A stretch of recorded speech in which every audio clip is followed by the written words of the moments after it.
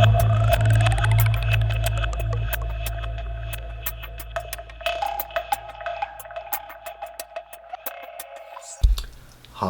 it's Joseph here at Edge Dynamics. Making a video today on Japanese natural stone honing, Nagura progressions, and just showing roughly what I do, and maybe giving a few tips, a few insights. So I've got my Nakayama here, and I've got my Naguras. I've got a Botan Nagura. It's a non-Asano Nagura, this one, but I find the non-Asanos to be fine. If also, I would have to say I find them a bit more interesting than Asano Naguras, but it's just personal preference. I've got my Tenju, and I've got my Majiro, and then I've got a Koma, and then a Tomo, and they're in line of the size of the particles of the stone. The Botan would be the coarsest, even though the particles break down whilst honing, and all the way through to the finest, which is the Tomo. So I've got this Dovo, the bevel's set, it's taped, it's ready to go. The thing about honing with JNATs is that every stone is individual, just as every person is individual, and every person's understanding and techniques are individual. So what I'm saying is it's not law or anything like that. It's just how I see things and what works for me and what I've come to understand. And I do get the most amazing edges honing this way. So one thing to consider as well is how your stone works. It's speed, it's finesse. These type of things all come into play. Understanding your stone, it takes a long time. It's taken me a long time to understand my stones. Each stone is individual. It takes a long time to understand. So I think a problem that a lot of people have with JNATs is their stones don't cut very fast, so therefore they'll use their stone and it won't do a lot, and they will then say, well, I don't understand what's going on, exactly what it's done, or it's not working for me. It's basically because your stone is slow. So obviously if it's slow, it's going to take a lot more work, but all my stones are fast, so I don't have to worry about that. So I just wet, and they do need lapping as well. I can normally tell because I'll hone a razor and the HHT will be excellent, apart from in the middle. The first thing that comes to mind is your stone needs lapping because it's dished, and that normally is the case. So I just wet my stone, and we'll start with the Botan, and I'll wet that. Sorry about that. I try to stay away from these holes because we don't want bits falling out, but we just work on this flat part here, and I'm using no pressure, just the weight of the stone.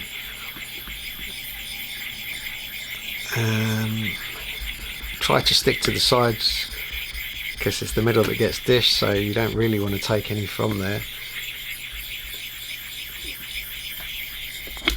And this JNAT produces a white slurry from the lighter parts and a dark mud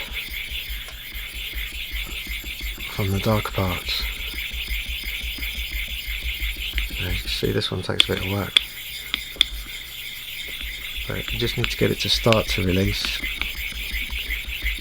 And it is forming a slurry, but I've got quite a strong light on the stone, so I Can't see too well, but there's a slurry. So as to thickness of slurries, this is something that everyone has to just experiment with. It varies. Everything varies. The steel you're using, the stones you're using, the Nagura stones, the base stone, everything has an effect and can give different results. That's really why it's so interesting. So we just work like that. And we'll see what we've got here. We've got a slurry. And the way I do this is, I'm very familiar with this stone. You cannot see the slurry change too well, but I roughly know what's going on with the stone, how long to spend on it, and I don't think I've ever not spent enough time on my stones. I always go over it. I mean, it's so pleasurable that I end up doing too much. If it won't pass a HHT at the end, that's because I've done too much. So I can see that that's darkened. As a general rule, when it darkens, get rid of it. So many people will dilute their slurries and continue. I don't do that, because these stones are fast. When it darkens, I'm finished with that particular slurry. So that's darkened. So what I can do at this point is check for the Kasumi hazy pattern on the bevel and see if it's taken over the 1K striations. And I'll just bring that up to my eye for a minute. Sorry about that. And yeah, there are 1K scratches there, and there's some of the Botan scratches. So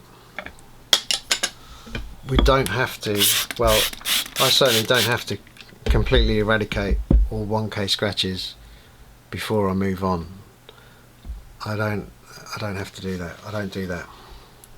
I want the 1K scratches gone by the time I'm off the Tomo. That's what works for me. So go with this Tenju, and this one really does cut fast.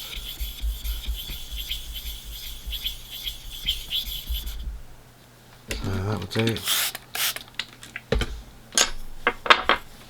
Don't need too thick of a slurry, that's just fine.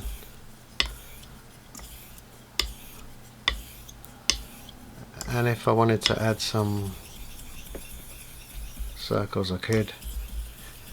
Again, the same as my entire honing process, I don't use any pressure.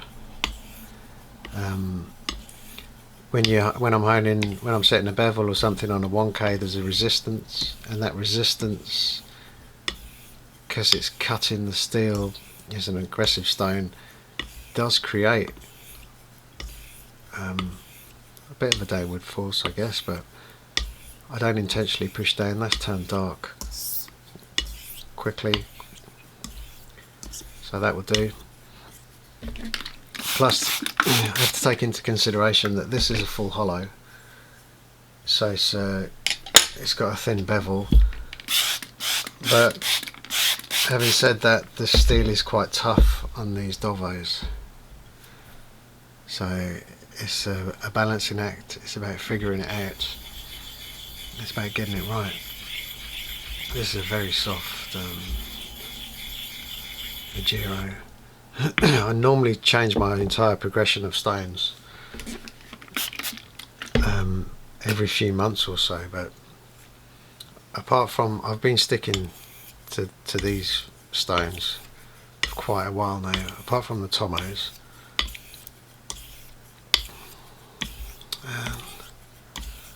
And that again is darkened.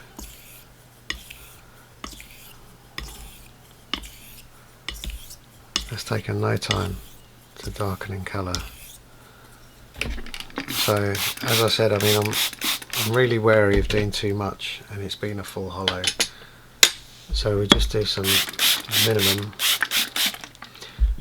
But I'd say if your stone is slow, then obviously you need to do a bit more. If you want to water down the slurry and keep going, as some people do, then it's whatever works for you, whatever gives you the best edges. But I've got many hours honing with Nagura progressions, and as with most things concerning honing, I think it's just try everything and figure stuff out for yourself, basically. That's the best advice. So hopefully you can pick something up from this video, and it will help you along the way.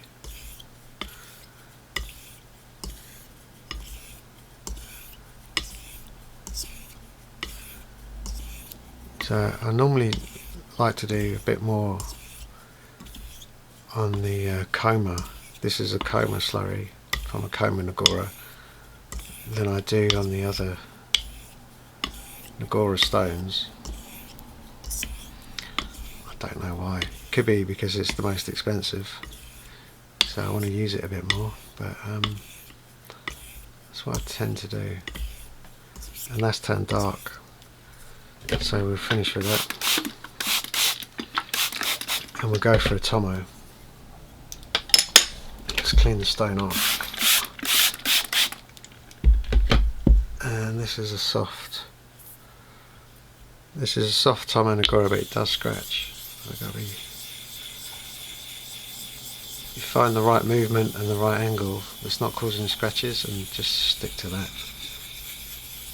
because I really don't like to scratch my natural stones.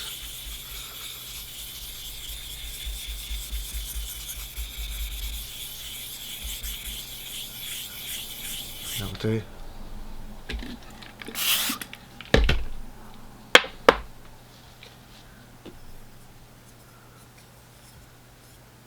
And this is just the final, this is the finest of the Naguras, the tomo.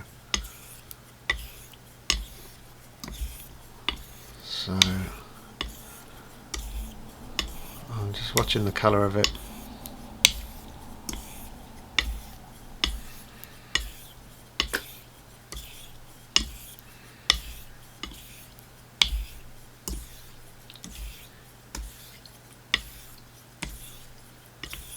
And just do a few exaggerated movements just in case I'm not completely hitting all the spots I'd like to on the bevel. And being a full hollow, the bevel's quite thin, it is hard to actually see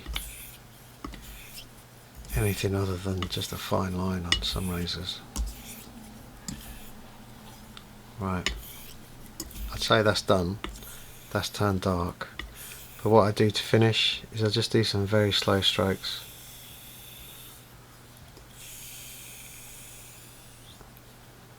Just the tip I picked up off someone else along the way. A few slow finishing strokes.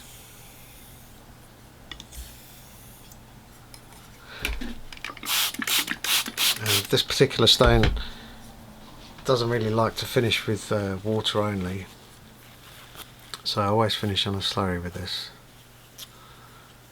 And the only thing to do is strop it and HHT it, and if it passes the HHT, then I know it's going to be a good shave.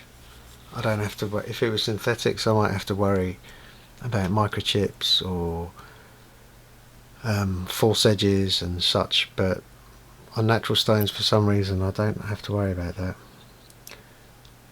So that's it. I hope this was helpful in some way, and thanks for watching. It's Joseph at Edge Dynamics.